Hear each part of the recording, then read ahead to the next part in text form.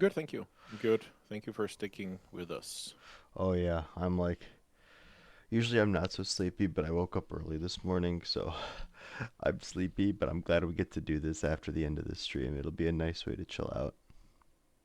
Yeah, so Let me go let's ahead see. and I'll add him perfect.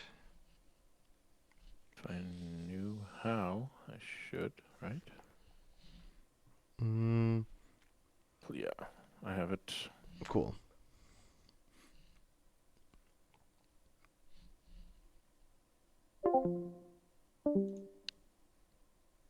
Okay. Hello, Wait, hello. I guess I made a new one. Doesn't matter, right? No, no, it doesn't matter. Hang on, my Discord is like crashing on me right now. Can you guys hear me? Yep. There we go. Okay, cool. Mm, cool. So once he accepts, I'll be able to do this. Yeah, let's see. I already confirmed with him like 15 minutes ago, so it's Oh, not delayed. perfect. Hej! Kom on din jävel! God morgon! Morning. Good morning. Well, good night for me, but good morning for you guys. Yeah, we had to get a little creative here, Yeah. which is fine. So thank you for you guys' flexibility. Johan, do you have a webcam? I have in a few seconds. I have to. Yeah, sounds awesome. Just wanted to check I kind of can't setup we're running with. I can't actually turn mine on because I have it on my Streamlabs, so I can't Yeah, actually. Yeah. it's mainly just for you to have the Discord window open in the beginning and the end. Yeah. I think that's reasonable, right? Yeah, exactly.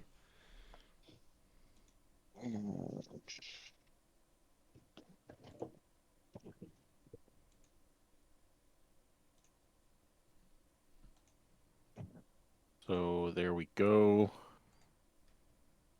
Awesome. So now you have the both of us. So just for Johan to know how this is going to work, is basically we start with like a little bit of an introduction, stuff like that. I'll try and set the table, and then hARAIN will show the match that you guys played, and from there it's kind of you guys to interact. But I'll try and ask the right questions in case it makes sense, right?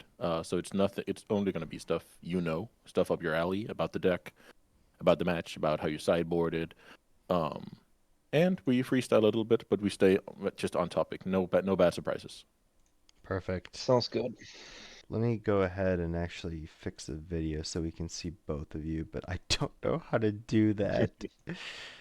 Um, what about when you just click the full screen Option. under our cameras? I Then do. I get like a triangle with the two of us on top and you in the bottom.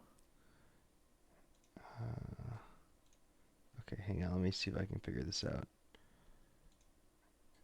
Because Are you when I, are you currently are you live right now? By the way, yeah, I am. I am. all right, So I'm doesn't trying matter. to. You get us in to where can we follow? Will you just Perfect. screen share? Yeah. We'll use my screen share. Okay, perfect. So we Cool. follow hARAIN's window here. Yeah, so I'll go ahead and share my screen. I actually just pulled it up. Larson, how are you, by the way? Thank you for hopping on.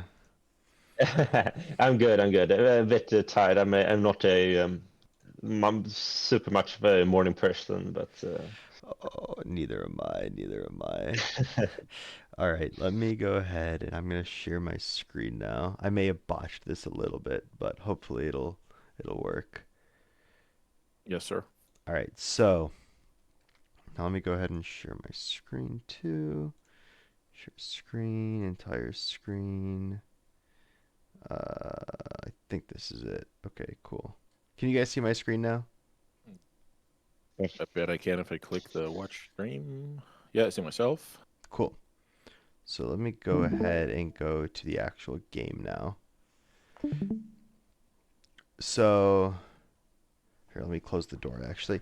So this is the beginning of our game. So obviously, before going into this, we both knew it was breakfast versus, like, Stifle Knot, right? Yeah, Um, I can do a little bit of an introduction here on the yeah, tournament, etc. if you want. let's do it. All right, guys. So today we have a special treat. I've done a ton of match reviews before, but this is the first time that I'm doing it with both players present, and I have none other than the Breakfast Champ, Eternal Weekend Europe champion, and I think you followed that up with a showcase win. Is that right, Johan? I did. Oof. Yeah, what a champ! There he is. Johan is a master of breakfast, goes under the alias Larson, and I'm very lucky that he decided to play in my tournament. And so did hARAIN, and this is an open decklist tournament. So of course I could go on a rant and say if you sign up to my MetaFi, you can play in the next one, but I'm not going to do that. That would be shameless advertising. So, yeah, it's just a great opportunity to play against top players like Larson, and this is exactly why today is a little bit more special when it comes to this coaching session, because we have footage, we have the opponent, and we want to pick his brain. So, yeah, thanks so much, guys, for making this happen. We needed 3 guys as scheduled to line up for this one, so thanks so much and welcome. No, thank you for having us. Thank you for hosting. I believe we're still midway through the tournament right now.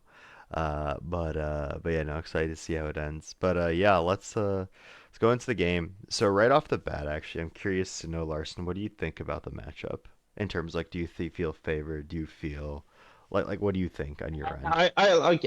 I haven't played much against your new version, and to be honest, I hadn't like I looked at your deck list for this event, but I hadn't like fully taken it in.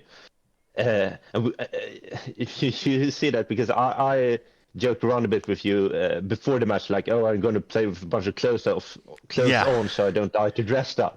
But you're not playing dress down, and I know you played stock up and ancient tomb and stuff, but so I hadn't really taken in the deck list properly uh, The until go ahead. um, until actually during the match, where I like, okay, oh shit, he doesn't play a Wasteland, which I saw when sideboarding.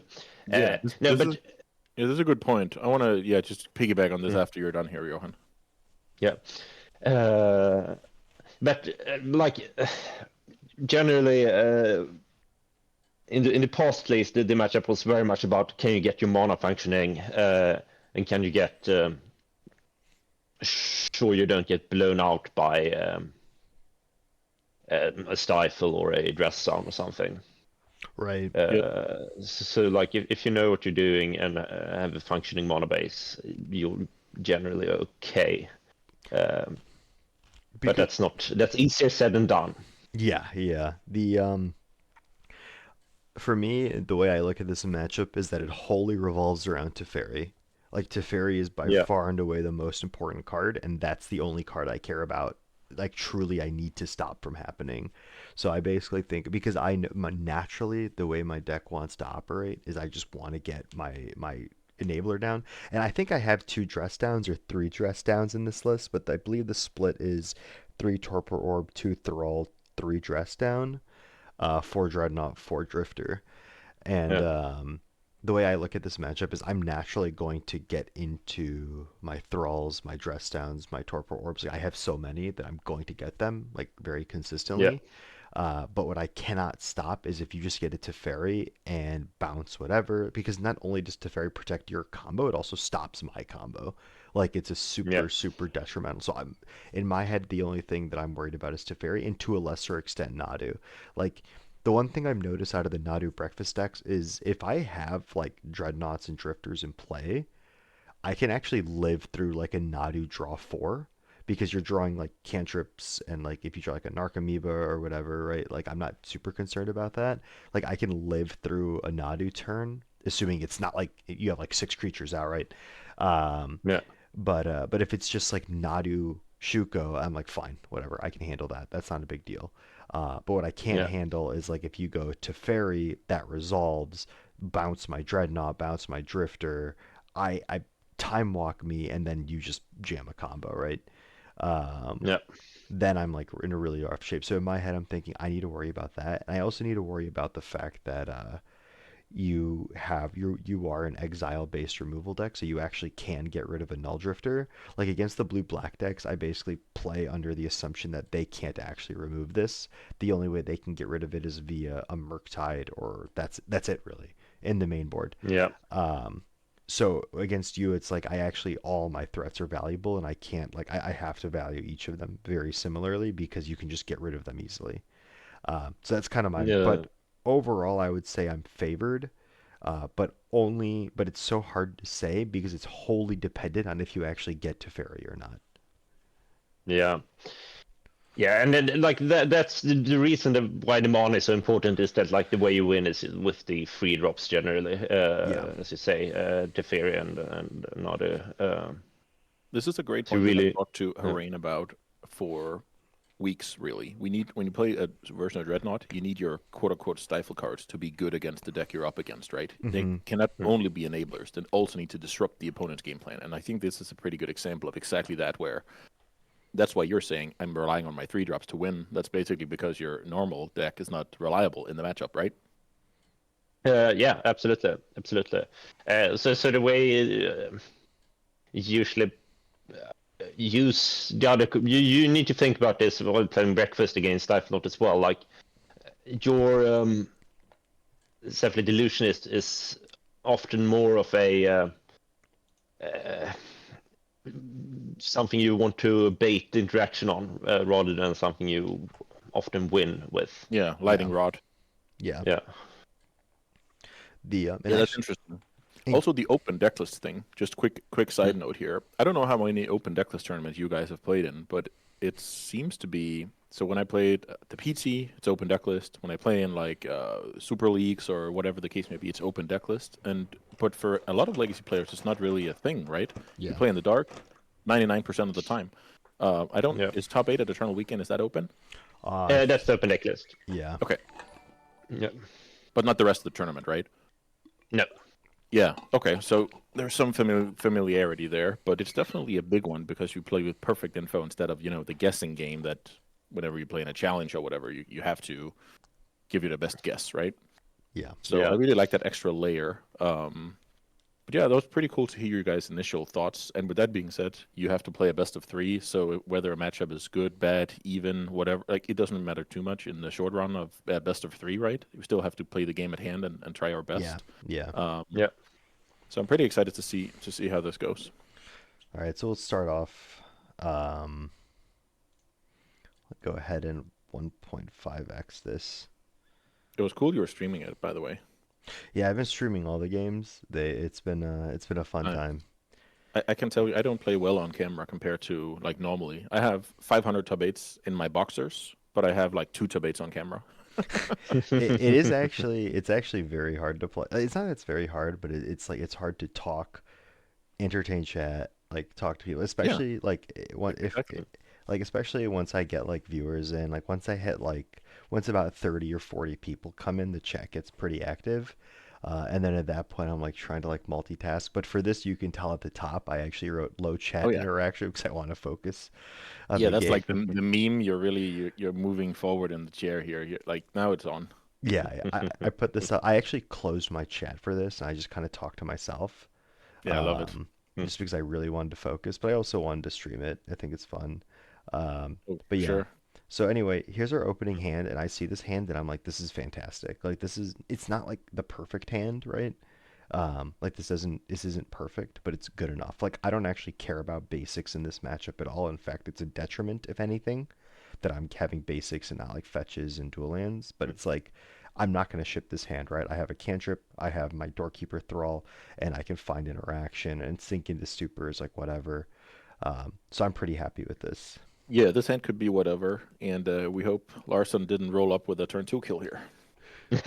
Yeah. No, I didn't. My starting hand here in game 1 was I don't remember exactly, but it had 2 lands, 2 ponders, a nomad, 1 removal spell, and then I had a dread return, which I could not get rid of at any point during the game. But the reason I kept it anyway is like I don't think I will, unless I have the turn 2, I don't think I'll win with like a random Nomad Illusionist part of the combo, so having the Dread Return doesn't really matter. And having 2 lands plus Ponder plus removals plus Nomad is still a very good 6-card hand. And I'm looking forward to Fear on Order at that point, plus Interaction, of and course. Brainstorm would be an amazing draw, and this matchup is not super fast, so there's plenty of time to get into the game. Like, that's the theory from both of you guys here. I guess one of you are threatening a turn 2 kill in theory, but the whole dynamic is that's not really reliable, right? So by the virtue of that, you even get a little bit more wiggle room. And that impact both of you guys' keep ranges, which I fully agree with. So that's pretty cool insight. I'm happy you remember part of their hand. So we go. So Larson wins the die roll. Let's see what happens here.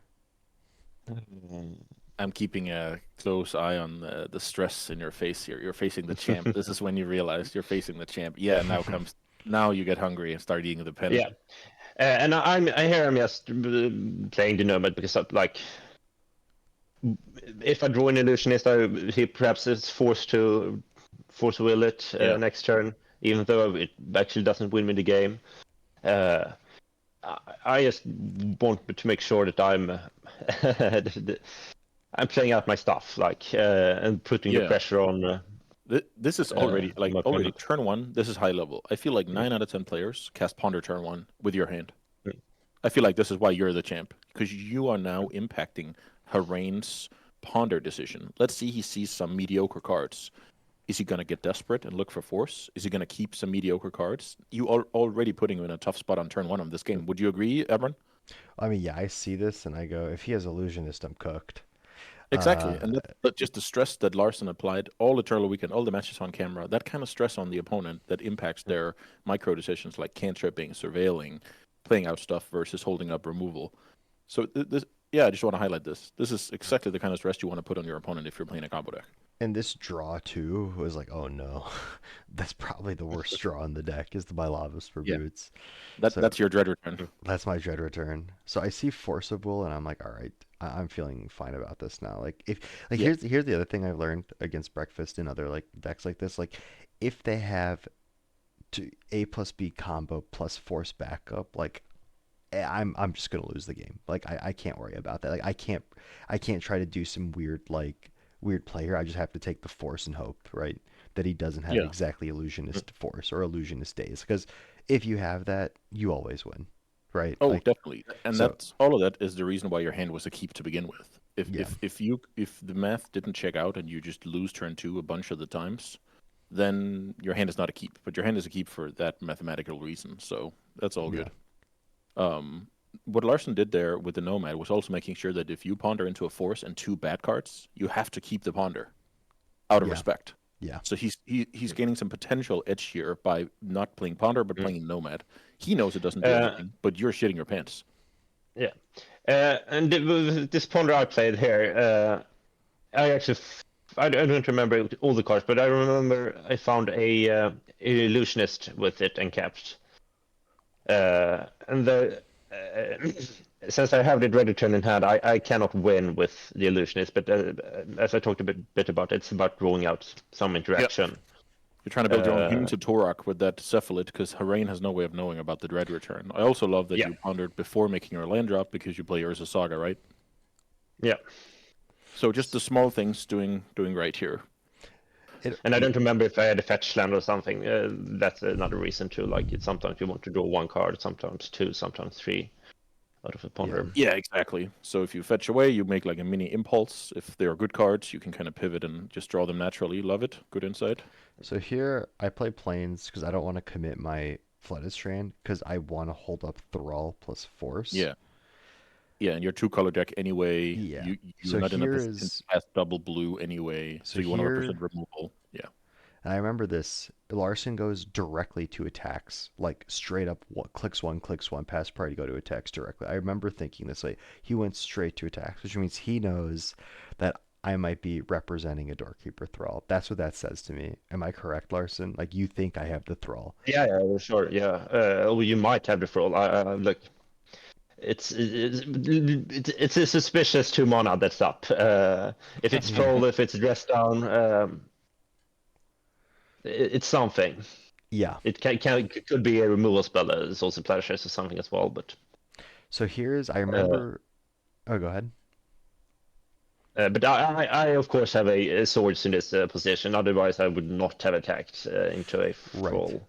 So I Uh, have. Here's the interesting thing: is I have the mm, force, and I remember. So here's what happens. I'll play it out. He mm, goes to attacks. I play thrall, and he goes to plow. And I remember thinking to myself, should I force Yeah. should I force a plow to protect my thrall? Yeah. And I end up not, because in my head I'm thinking I actually don't care about this thrall right now. I only care about this thrall, especially if he has if he has combo plus kill, and or not combo plus interaction. And I think I made a mistake by not forcing this in hindsight. I Yeah. remember thinking about this yeah. play a lot. Because the combo is not a thing if you get to eat this creature on combat, right? I was thinking I don't want what's it called? I want to save this force for a Teferi, or if he has the combo, he has the combo, because he didn't jam on turn 2 and I didn't have mana. So I know he doesn't have the illusionist. Because He didn't have it for turn 2 anyway. he didn't have it for turn 2. So Mm. I'm thinking, so in my head I'm thinking he doesn't have illusionist. He did ponder and he did keep the ponder. Um Okay, so okay, this is very good a Mm. piece of information. So which cards is he keeping on Pounder there? First of all, what is he looking for? Second of all, what's the bottom of the barrel that he's keeping there? He didn't play Saga out, so he didn't find that card. mhm, Teferi is a good reason to keep. Nod is a good reason to keep. yeah, Illusion is a good reason to keep, right? So you're up against one of those three, at least. right. So And so I remember thinking this, and in my head my logic was I don't care about this thrall because it doesn't do anything if he's got Nadu or Mhm. Teferi, which is Okay. 6 outs. And then I remember, so he goes here and then he plows. As soon as he plowed, I should have forced. And the reasoning isn't necessarily because I want to protect the thrall. It's because he can't have Nadu if he's plowing Yeah. this. So if he can't have Nadu, then I don't. Then it's whatever. So I should have forced this. And I remember after this, you play the illusionist, and I do force the illusionist. Um, but I did think that I should have forced here. Yeah, and especially since even if I did have Nodi and made this play, perhaps I tapped Greenland or whatever, uh, it gets rid of the Nomad, and the Nomad is the piece that I much rather would have left in play. Yeah, Yeah. So I'm very happy about this little exchange here when it happens that you force the Yeah, because the illusionist. Which, Nomad is a threat with Illusionist, the Nomad is a threat with Nadu.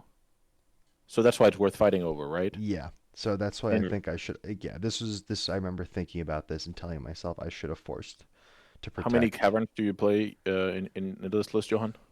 One plus One in the one? main. Yeah, Yeah. 1+1. Okay. Yeah, so now we have to force that card, and the opponent is left with the better one of his A plus B combo pieces. If that was Yeah, an Illusionist, we're way better off, but it's not. It's actually a card that wins on the spot with Illusionist and Nadu, so you kind of put yourself in a little bit of a hole here. yeah. And I definitely think I should have forced. I remember thinking to myself after the game is over that I should have forced that, like 100%. Hmm. Hmm. So here I know he did. I like this play a lot. Can you talk a little bit about the Torpor Orb play here? So the Turbo Orb play is because I don't want to run into an illusionist again. I have plow for Nadu, so I have that covered. Yeah. So I can plow the nomads if he goes for it. If he goes for illusionist, it doesn't matter anymore because I have Torpor Orb. I already used my force, so I'm not even gonna bother thinking about Teferi at this point. I can't do anything about it. But I do have stock up as like a means to refill Yeah. after this. Yeah, this is So good. This is good because now you're back at actually checking the right boxes. You make sure the opponent can't do X, Y. You're trying to shut the door on him here, and Torporp does a good job.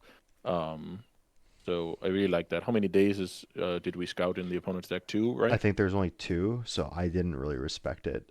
I don't Yeah. really like anything. If the way I kind of operate, obviously it's not a perfect science, but if there's only two of something, I'm not going to respect it that highly. That's why he plays two. I know it. I know that's why he plays two. That's the perfect spot. You want your opponent to either over-respect it or walk into it. So 2 sounds like a good number for an open decklist tournament. The maybe I should play bug shit pile the next one, or have my one of Abrupt Decay, one of Witherbloom Command. Have people be scared about them. But anyway, so Yeah, with the book command can be a real card. Uh, So now yeah, what's your but so plan when you're facing off against the Torpor Orb? yeah, I'm more or less looking for either for endings or for proactive All pieces right, like you played 2 Nadu endings as and well, right? That was kind of your yeah. only change after Eternal And Weekend, I fixing the white think I'm removal split. playing one out here with these 2 mana. I think I found one. Okay. Yeah. So that's cool. I remember you were a bit higher Yeah. on that card when Vexing Bauble was legal, and then it was kind of a even sort split with ending. Is that correct? Yeah. I played 3 and 3 for Eternal Weekend because of Bobble. Yeah. And because it was still good against Frog and other Nadu decks Right. were big at the time. so here I chose not to plow, which Yeah, I like that. I like that a lot. Yeah. because I just don't feel like I need to. And if he does have a daze, like I don't want to get blown out by it, so I'm just gonna say whatever. Like now I can pay for days and stock up. The reason I fetch is because I knew the card under it was Lavas for Boots, which I did not want. Yeah, great call. And at this point, I am thinking in his hand he has to have like a Narcomoeba or a Dread Return or something, like something dead. Because there's been these cards sitting and there hasn't been a combo, there hasn't been a Teferi put on the stack, and he didn't fight over the Force. So the odds that he has a dead card in his hands are extraordinarily high right now. And Breakfast has quite a few dead cards. Yeah, I can see that. Yeah. So also the fact that he missed his land drop, so usually that means yes. hand is full of spells, but because it's breakfast, maybe only 2 of those are actual spells, you know? Yeah, so I'm putting him on at least one of a Narcomoeba, Thassa's Oracle, or a Dread Return at this point. At least he's got one of those in his hand. Yeah, and you think the coast is clear with regards to force. Daze is still a thing, though. Yes. Yeah, I would agree about that analysis. That's probably right a lot of the time. So here, pretty standard. Just take Torpor Orb, just take Drifter. It's the 2 best cards in my deck in this matchup. So let's see if you jam this Torpor Orb.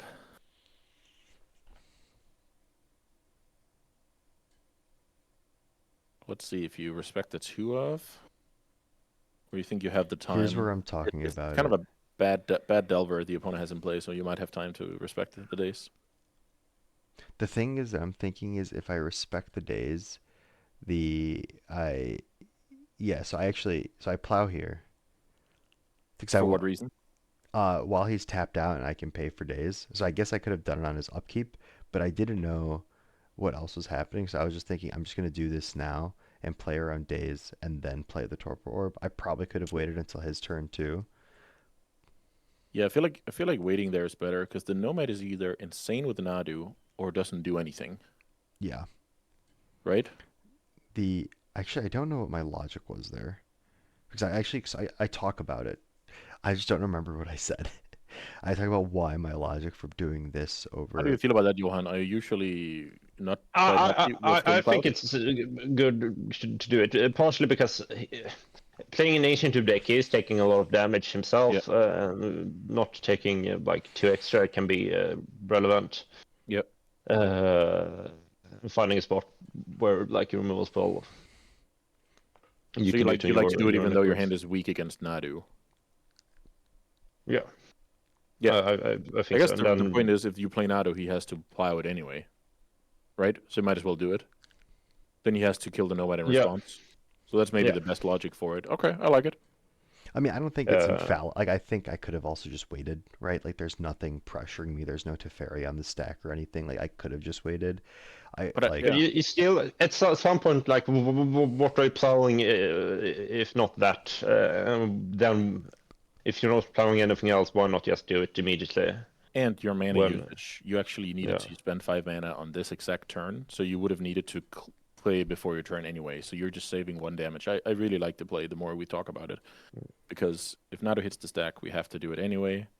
chip damage is a thing with Ancient Tomb, and we have 5 mana occupied this turn for our 1/2 punch. So lots of good reasons to do it. The logic was too is he was tapped out, and I should have looked at the deck list to see if he was running like a cheeky Spell Pierce or something, but I knew I needed to do it on upkeep because I didn't want him to get his draw step.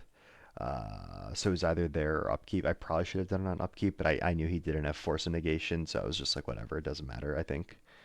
I'm just going to Yeah, do it there's a now. tiny bit about if you do it before Johan draws a Ponder, then he's resolving that Ponder with the knowledge that Nomad is gone, right? So we are giving up information against a cantrip deck with choices. So it's not free, but I think it's Yep. it's a good. Here, I should of course have forced the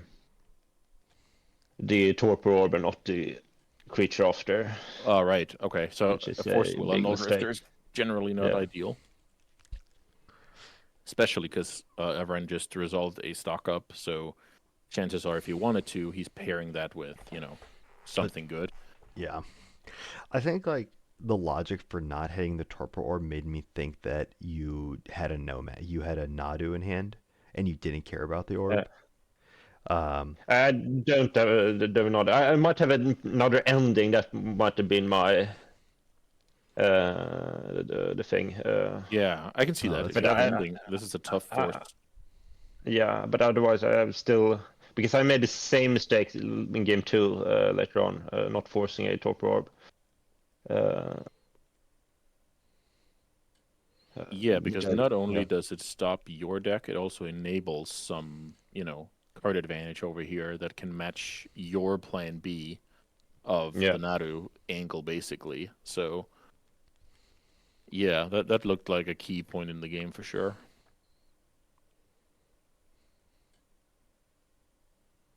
So blue white, casting prismatic Yep. Yep. Fawn the. Yeah, so force that because it's kind of your hate bear, and it's a card that it makes Yeah. some of your draws good, like that one.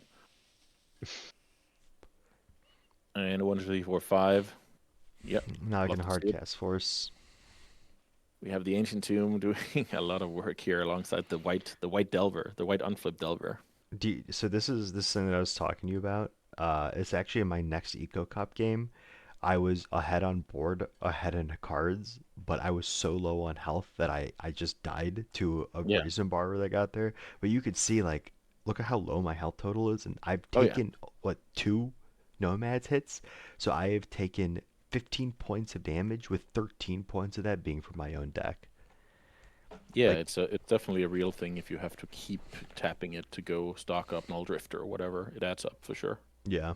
And it's like, maybe I didn't need to tap the Ancient Tomb here, but at the same time, it's like, if I draw another Drifter, if I draw like a Lorien Revealed, I want a hard cat. Like, Oh, I missed that one. So let's see. You didn't have the fetch, but you could have tapped dual basic, or dual keep up the dual. Yeah. Okay. So maybe you should definitely tap because you could draw into some bricks and you save life, right? yeah. I mean, the thing is, like, he's never really killing me with creatures, like, ever. Like, Nadu is the only problem, but that's it. And I can actually block Yeah. a Nadu right now with the Null Drifter.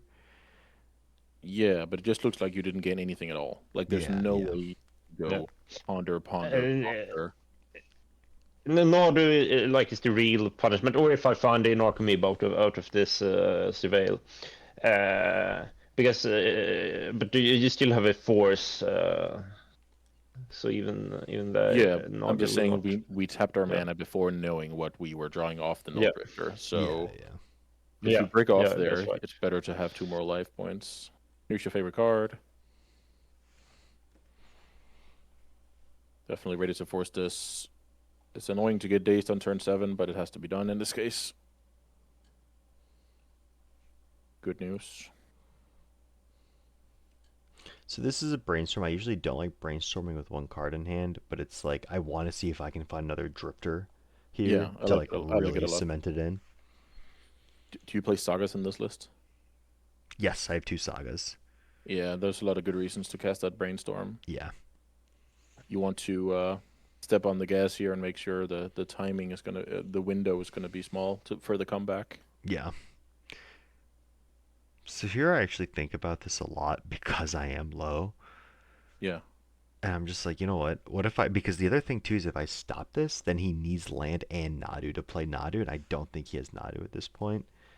I probably should have played the No. Lobster Boots at this point, but Yeah, yeah, definitely. Now you actually let your opponent go ponder plow for no reason. yeah.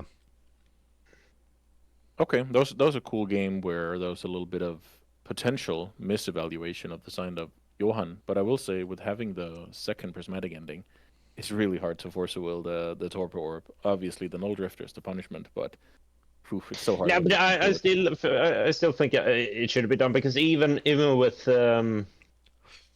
Dreadnought, then I have to ending the Dreadnought instead of the Torpor Orb. Right. So there are too many scenarios where down the road you wish you would have done it, right? Yeah, I can see that. It's always cool because yeah, very hard play, and we can uncover a lot by watching the game back and giving it a second thought because in the moment, click of the mouse and it's resolved. So that was the Yeah. thing with the boots is I don't think I would make that mistake in paper. No, That's definitely. the force of will mistake with the doorkeeper throw. I think I would make that mistake in paper with not forcing to The- protect the yeah, doorkeeper throw. okay. That's actually a good one. Let me say a word or Mm. two about that. This is actually what we talked a lot about this in our sessions where we need to give the exact reason. Why is it good to force? Why is it good to not force? And I feel like you were just playing a bit off instinct here that it's nice to have a force of will in the back pocket or to, like some, but you should rather go, but what is this force countering later in the game? And then make a list. Boom, boom, boom. What does killing a nomad means for Johan's potential? Oh, it means now it becomes worse. This illusion, it becomes worse. Like you need to name the actual reasons to do it and not to do it, right? And I feel like I don't know. You can watch this back and hear your thought about it, but I just feel like you could have done a better job of actually listing the advantages and disadvantages of casting that card. Yeah, I thought about that a lot, and that was actually I think that was one of the big, that was probably the biggest misplay that I made this game was that, and I did think about that a lot. Was yeah, I should have forced there. Like I said in my head, I'm Yeah. thinking, wait, I don't actually care about like if he's plowing here, he's not playing Nadu, and if he's playing Nadu, then he still needs a nomads, and In it's which case, yeah, yeah. So it's like a foregone conclusion. It's like plowing the nomad. That was an awesome play because of all the right reasons. And what would happen if we don't? All right, let's see what we're sideboarding here. How much you have a lot of removal spells in the sideboard. Holy smokes! yeah. I've noticed that my worst matchups are the tempo decks, like the days decks, are really bad for me. Like if I get my torpor orb dazed or I get my stock up dazed, it's really bad. So it's like, how do I make these matchups better? And instead of attacking it from the angle of trying to protect my spells, I'm attacking from the angle of I'm just gonna kill every little thing that you play, and it's just I can largely just crush those matchups as a result. Yeah, I like that. If you buy time and start casting your draw spells, you're doing good against Daze decks. Yeah. So here, what do I take out?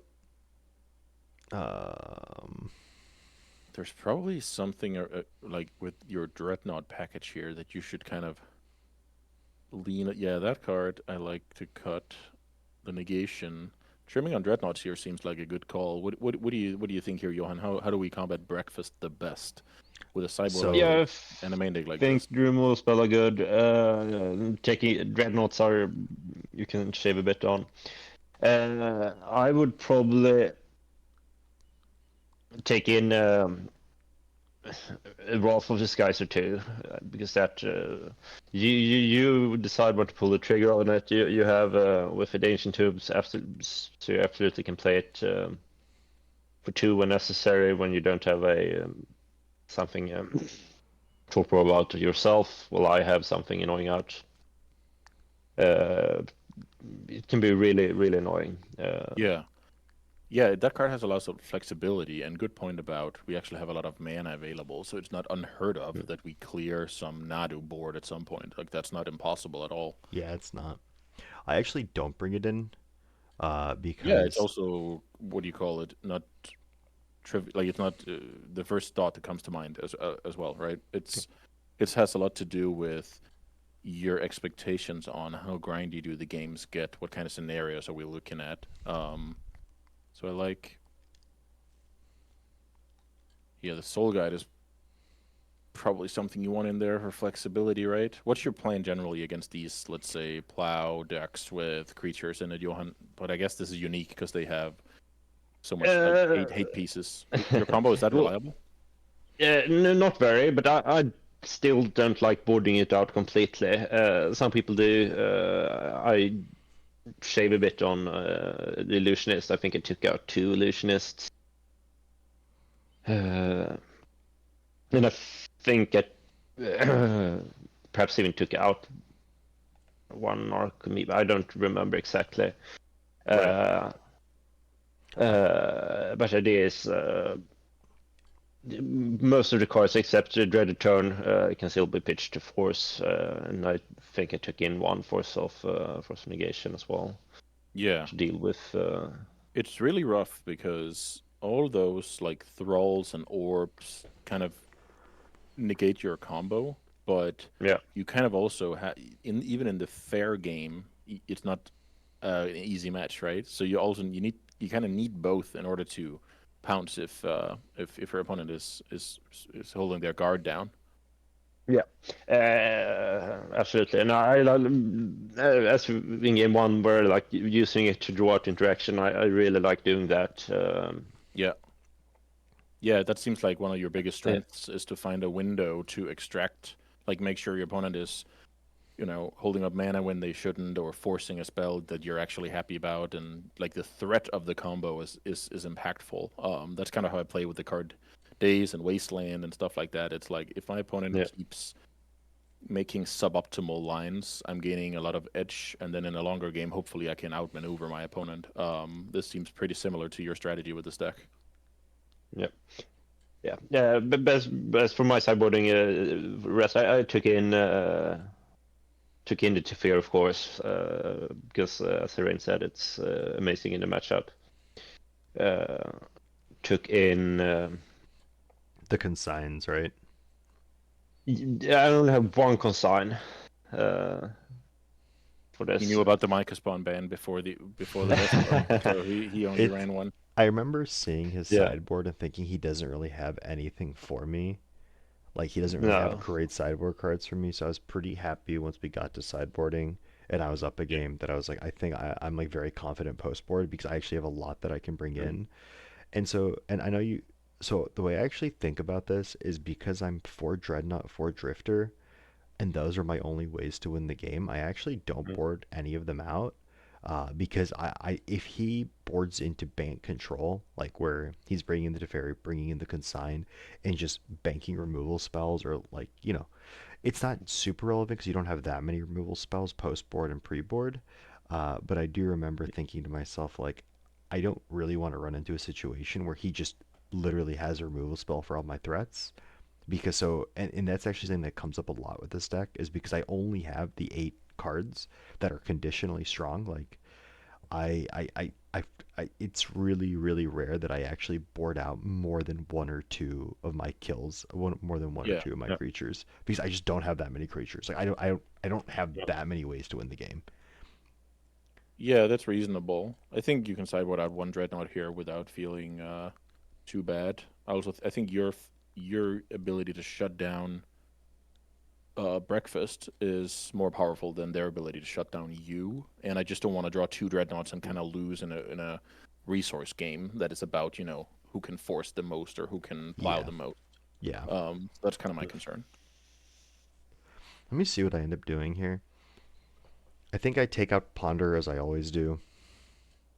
Shaving against a deck that's not attacking your mana it's not criminal. It's totally fine. I usually trim that card against Ancient Tomb decks where the time of like you basically need relevant stuff rather than dig into relevant stuff in a perfect world, and they're not wastelanding you. So Yeah. this is So I probably fine. so I took out Force Negation for Pending Plow Yeah, so pretty for 2 light, more removal spells. Yeah. light touch here. The thing is, like with the Yeah. dreadnoughts, is I'm not like super. I'm pretty happy to draw them. So I keep this hand because I have Torpor Orb, I have Dresta, I have like all the cards I want. Lavas for Boots being in my opening hand is a little annoying. Again, Yeah, that's here, ideal. so here I notably, so he opens on Surveil, which I'm pretty happy about. Here I go fetch land. This way it opens up my own plow. Because here's the thing. I want to plow this turn to hopefully bait out a daze. That's kind of my plan here. Yeah, there's good things on your side of the table. You're using your mana because you plan on casting a 2-drop and tapping out, and you're baiting out the interaction that you don't want to have happen on your best card in hand. So Yeah. it makes sense on both sides of the table here, theoretically. Let's see if something is actually cast. So you're killing, no matter if it's Illusionist or Yeah. Nomad, you're Yeah. killing either. Yeah. Yep. Yeah, I like that logic. So I'm like very happy to see this because I can use my mana. Yeah, mana usage is so big in today's game. The player who used the most mana is oftentimes winning. It's a really good thing to be wary about. So not seeing a daze here, I'm actually a little upset, but then I draw Ancient Tomb and I'm kind of bailed out. Okay, so do you take this as the daze is not there? Yes. Consign? Which, yeah. So there it is. I see another Torpor Orb, another Drifter.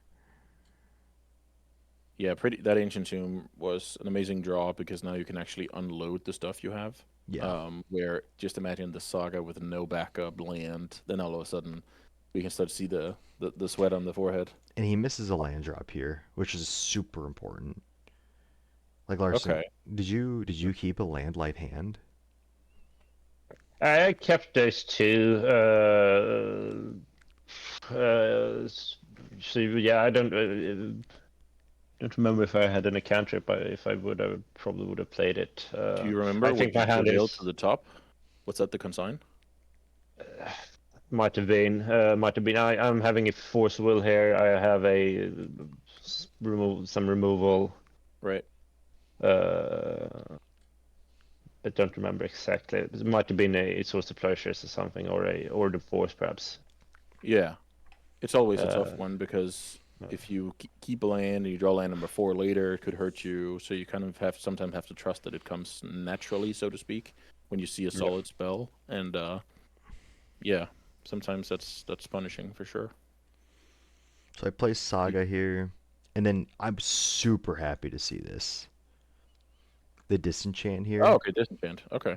Yeah. Yeah, Disenchant, this is kind of the Daze argument all over. If that card is hitting something that is not Torpor Orb, you're happy, right? It's kind of the same logic. Yeah, exactly.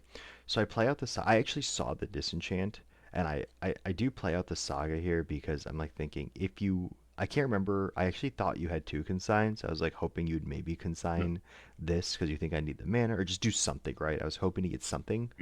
Because I know usually you'd like to play your lands last, but there's 2 reasons here. Like I thought maybe you'd consign this to turn on a daze or something, but I have 3 mana like to stop a stock up. Like I don't know, just something here. Because I know you have a ton of interaction because you kept this hand and you missed a land drop, so I know you have a ton of interaction. So I see this. And we're sideboard, so it's less likely that it's combo pieces, right? Yes. It's not, because you would expect a little bit of trimming. Yeah, I would definitely expect at least an illusionist or 2 to go.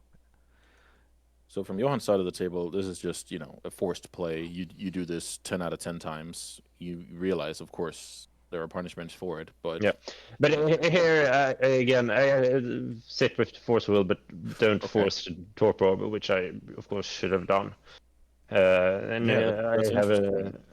When you're playing a rogue deck like hARAIN, you don't have I don't have infinite reps playing against Torpor Orb, right? So it's can be a hard play to find in the moment. But we have talked about this brewer advantage before a little bit, and I think this is a pretty good example of it. That a world-class player back-to-back games underestimates a card, right? That's pretty nice value to have. That was the story of my Eternal Weekend with Curie and Oculus. Yeah, I can definitely see that. So so now you kind of have to manually take care of everything that comes out of the Torpor Orb. So here, I remember thinking. Yeah, talk a little bit about this. So obviously we have daze checked the opponent a few turns prior. Yes. So talk a little bit about this play. So I don't want to play my Otawara because it's actually one of the only ways I can answer it to Fairy. And because I'm pretty certain he doesn't have daze, literally if I draw any land here, my Otawara is live. So this is a way to answer it to Fairy. This is it's just a really good card. It's a removal spell. It's Also, very notably, in the matchup, like in plow decks, I like holding Otawara so I can Otawara my own Null Drifter or my own Dreadnought back to my hand. Because this Yeah, is one of the few ones where I can actually save my own guy. Like I've won a lot of games off the back of Ottawaring my like they'll go like Soldier's Edict or Dismember, like post board Ottawara my own Null Drifter, blank your removal spell, play it again, draw two yeah. more cards. The game is over. So Like just to I be clear for everybody watching at home, if this is an island, flooded strand tundra, or whatever, you play it out because of days, but because it's yes, exactly yes, Otawara and all the stuff you exactly. just mentioned, we hold it. So that's the exception to the rule, where normally you wouldn't allow your opponent to draw a bad days there and actually connect with it. Yes, but Ottawara in plow matchups I find very valuable, or post board matchups I find very valuable, especially with Null Drifter, because Yeah, I like it a lot. not only that, but just like Ottawaring your own Null Drifter is card advantage through and through. Oh, definitely. That's old school. Mm. That's a pauper style card advantage. Yeah, So I like that play. See, I get we dazed, do get dazed. and you could That's cool. That's pretty cool, right? Because we knew that was kind of the risk, but we had pretty solid reasons to, because we would have expected the Dreadnought to get dazed, right? yeah. Um, so yeah, that happens. We did get a draw two out of it. So I play And the. Go ahead. yeah, I think if I remember correctly, I was my hand was I had Dace was the blue card for my force as well, which I So you could have would dazed the have come to. Dreadnought, but you had the plow, so Yeah, you didn't, right? Okay. Yeah, yeah. that's totally reasonable as well. That story checks out, and it's definitely something we should have at least considered. Yeah. I mean, I don't always consider the fact that the only blue card is Daze, especially in a No, deck like Breakfast where there's a million blue cards. yeah, It's this is just great like it's insight of the daze was there all along, but there was a good reason that it stayed in the hand, yeah, right? yeah. So keeping the card on top. So now that obviously makes us think on this side of the table that the 3-drop is coming, right? I think it's a land. I Yeah, think exactly. yeah, A it's 3-drop is just coming. yeah, exactly, exactly. But no matter what, I'm still jamming Drifter here, and I played the Lobster Boots specifically for this reason. Was so that now I'm not scared of anything he's gonna play, so I don't need a ponder. So if I play the Null Lobster Boots and I don't draw land in the next three cards, I can actually I don't I always get to attack with it, assuming there's not another removal spell. So my logic Yeah. here is if I can swing with this, get a Force your wasteland in, opponent to have a yes, plow or the game is over ish, right? exactly. Yeah. The game he's Yeah. missed a land drop. If he has to sack a land here, the game is over. Yeah, I like this a lot. This is good play because any exchange here is going to be good, but you actually have a game over button. And he The has the game's not plow. over yet. The champ hangs in there. So now I'm like, okay, now I think I need a ponder. I need to look for something, shuffle, and I find the force, so I'm very happy about this. So keeping the pedal here. Thoughts? Uh, I don't really need the mana for anything. He showed the days. Uh, if I play this out, it's like it's okay. I haven't seen a brainstorm yet, so I really want to use it as brainstorm fodder because I have a strong suspicion I'm going to pitch the stock up, and I don't think he has a second days. He only has two in the deck, and he already used one. Yeah. So in other words, yeah, and also have the torpor orb. So Exactly. not that many bad things can happen here actually. Okay, I like that. Keeping it for brainstorm value for good reasons. Okay, Shuko pass. So Nadu is very much on our calendar here. Yes, I'm expecting a Nadu, but I'm not super scared because I have Plow. Like, sure, he'll draw two cards, but it's like that's fine. Like, if Do, that's the floor, that's fine. do you think the champ has it in him to slow roll a cavern in this spot? I can't beat Cavern. Oh, Yeah, it's mainly how the game progressed. If that card would have gotten played, I think that card would have gotten played. There's no way it's in the hand right now. yeah, yeah, yeah. That's the other thing is I'm he's ready. been I'm ready to missing get. I'm land ready to get drops. shocked here. All right, so let's see. So I resolve stock up. I get forced on the stock up pitching a Narc Amoeba, which I'm like, Oh, oh, no Nadu. No, down to 0 cards, right? yes. All right. We can't be unhappy with that, I guess. So I see that, and then here I'm just like, all right, I'll pass. I think I should have upkeep I Doorkeeper would. Thrall here, but I don't. Because you're going to do it anyway, so Yeah, no I'm gonna reason do to let the top card exactly, be a dace. Sure. Okay, and then that's nice draw the play. Dreadnought. Please play the land, my friend. Thank you. Oh, the pedal, not a land, but the same thing. Yeah. And at that point, it's going to be very tough, obviously. So should I have not equipped here because if he has another removal spell, I can force? I was actually thinking about that. So I don't equip, I can actually hold up force. I think like I get to see so few cards. I have used 2 plows already. Yeah, it's actually So- quite interesting because now by equipping you're negating 1 draw step, right? Mm-hmm. But that's what the Force Will does. The Force Will says no to a relevant card off the top. So I'm actually leaning towards you should not equip here because the Force Will is the same as a haste creature. It answers a good draw step, and the attack prevents 1 draw step. Right? It's kind of the same. So I think targeting exactly Plow in Johann's hand at that moment would have been slightly better. Yeah. I mean, again, he's already used 2, and he hasn't cantripped. So the chance of him having it is astronomically low. But yes, to your point, I don't. If it's the same outcome, yeah, it's mainly what the upside is because the Force is so good at saying no to a draw step, and that's the whole point of attacking first is minimizing draw steps. Yeah. So I think it's a wash, but we play around the 1 card being a Plow better. Yeah, that's fair. That's a good point. So I think the equip was a mistake. There definitely exists a world where you get plowed there, and then some weird stuff happens. You draw poorly, he draws well. The next handful of draw steps, and then the game can turn around here. But pretty interesting to see that the breakfast deck is obviously not a good control deck when you have to like force and plow and disenchant and stuff. It's just you got so much mileage out of your doorkeeper, thrall, torpor, orb cards. When they do work on both sides of the table, they're incredible. Yeah. And against breakfast, you kind of hit everything with so many of your cards are going to be relevant. Very tough to beat. But I do agree, Johan had some agency with the Force Will onto Torpor Orb. Had he realized in time how much it does on both sides of the fence, right? Enabling the Null Drifters is just brutal if you're trying to force a will and plow your way through a game, right? Yeah. Yeah, because looking at this now from the other side as well, in this game too, it would have played out because then if I'd used my force on the Orb, on the orb, then I could have used my plow on the Froll instead of the Dreadnought. The Dreadnought. Yeah.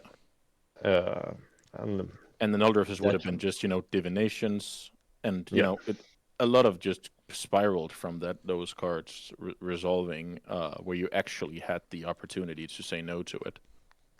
That's pretty interesting, and that's pretty cool. Any closing thoughts, Everin? I want to ask about the disenchant on the Urza Saga. What was the logic there for you? Like it was the threat on the table, and I had since I had both removals endings and a force, I felt like I could deal with other stuff, and this was the only chance to deal with random constructs. That makes sense. Also, just mana usage, right? If you waste 2 mana there and just take your turn, you have like a 2 mana clunky card in your deck. Then whenever you draw your land and 3 drops, then that could be bad. Yeah, sure, but I have such a reactive hand there at the point shot. Like, I don't mind doing nothing, but doing nothing while opponent's doing something is not an option. Yeah, that's a good way to put it. The main thing is the card is going to kill you because you can't beat that card with plows and forces. Like that's not viable. So that's the main reason to do it. Yeah. They're actually. Oh, go ahead. Yeah, but I didn't have like any proactive spell at all in this game. Well, perhaps except for Shuko. You just cast reactive cards and died against some card advantage. Like this game was not this game was not close. So that's also why I try and focus on whenever I do these review sessions, it's about like optimizing and playing perfectly because, 99 out of 100 times the Dreadnought pilot will win this game too. So I'm basically just here to make sure we win 100 out of those instead of 99. Aiming for perfection here with the small details. The But yeah, yeah, go ahead, Everin. I was gonna say like because the torpor orb, as you said, right, it let me get out of control. Like that's the one thing with like this iteration of my dreadnought list is like the whole idea is that I just once I get like the card advantage rolling, it just never stops, and I eventually just win the game with like a huge board and a huge hand.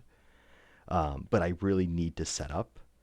So the torpor orbs resolving, it's like that's like such an important card because it's so hard to interact with for most decks. Like obviously you have prismatic ending, so you actually have game into it. So I could see why you'd made the decision that you did to not hit it. But like that's my best enabler, because no one can interact with it really. Yeah, and you had both times you followed up with null drifters, which is like the big punishment for letting it resolve, right? Yeah, The immediate Yeah. punishment when the 4/4 and draw 2 comes along and you have to force that and the Torpor Orb stays in play. Then all of a sudden the top of your deck is more potent and the opponent's deck the opposite, right? So yeah, lots of small stuff there that's hard to evaluate. But this was a very good showcase of the Torpor Orb when it does double duty. Then it's super powerful. yeah, and I think like I don't know what the deck will look like with the new meta, right? But Oops staying in the meta is good for me. I hope like UB Reanimator sticks around because whatever iteration of UB Reanimator exists now is actually going to be so much better for us because we can save all of our plows for the actual fatties. And the Torpor Orb just does its thing and stops all the aggression. So we'll see. Like I think Yeah, sure. But people, many people play Griselbrand though. Not many, some. I was about to name Valgavroth as well as a card Yeah. that doesn't care about Torpor Orb. So it's interesting. we They have have some dress agency. down. We have dress down plow. It's fine. That Yeah, I that'll be brutal. That's a good 1-2 punch. That Yeah. was that actually came up at Eternal Weekend. My opponent went to reanimate a Valgavoth when I had actually I wasn't on Dorky Patrol dress down, but they knew I was on Stifle. But they went to reanimate Valgavoth, and I had consigned a memory in hand, and they used Animate Dead. And I decided Yeah, to let the Valgavoth resolve, and I went to my turn, plow Valgavoth, consign the ward trigger, and this way it turns off all the reanimates for the rest of the game. yeah, that was a sick play. I remember you told me Yeah. about that. That's just heads up play of first and maybe last time you'll ever consign that trigger, but it's very good to have up your sleeve. The unique scenarios that's just priceless because a lot of the times those scenarios because we never saw them before or thought about it in high pressure moments we're not going to act on it, right? So that's definitely high level. The I do think I play a lot better in paper because I'm much more dialed in, Yeah, especially when I'm like, like in the zone like that. But yeah, I mean, I'm sure a lot of people are like that too. It's hard to take moto seriously when you've played like 17 games in a day and you're in your underwear ordering like McDonald's on your phone. It's like after a certain point, you're just like, I don't actually give a shit about this game. I'm just playing to pass the time. yeah. It's funny, you make very, very different mistakes, at least on Magic Online compared to paper. Yeah, yeah. Like I'm way too hasty with F6ing. Oh my God, dude. Uh, If you ever watch my stream, the biggest thing yeah. people clown on me on is I'll like open my opening hand, I'll have like force blue card and some lands, and I'll just go F6, look at my phone for a second, and I'll look up and there's like a balustrade spy on the stack, and I'm like, oh fuck. I could have stopped this. The This was cool, guys. I Mm. think it out of respect for Johan's time we should wrap up. yeah, and I gotta get to bed Yeah. actually. I have to wake up in four Yeah, hours. definitely. Yeah, we made it happen. This was super cool. I'm happy that everybody took their time to review this. I think this is going to be cool. I'm going to make it into a video. You have your VOD. So yeah, thanks so much, Johan. It was a pleasure. Yeah, thanks. Yeah, it was fun to be on and talk about these games. No, I had fun, Larson. Yeah. It was fun to Mhm. talk about this with you because obviously, like, I would Mm. argue you're probably the best, like one of the, if not the best legacy player we have right now. I feel like you've cemented that title. Definitely one of the best, if not the best. So it was cool to, have this opportunity. So Andreas, thank you for making it happen too. Of course, the numbers don't lie. Yeah. The back-to-back champ, Johan Larsson, the Turkish Terminator, Evren, The and Turkish myself Terminator. Yeah. logging off. Thanks so much for watching, everyone. All right. Thanks, Yeah. guys. Bye.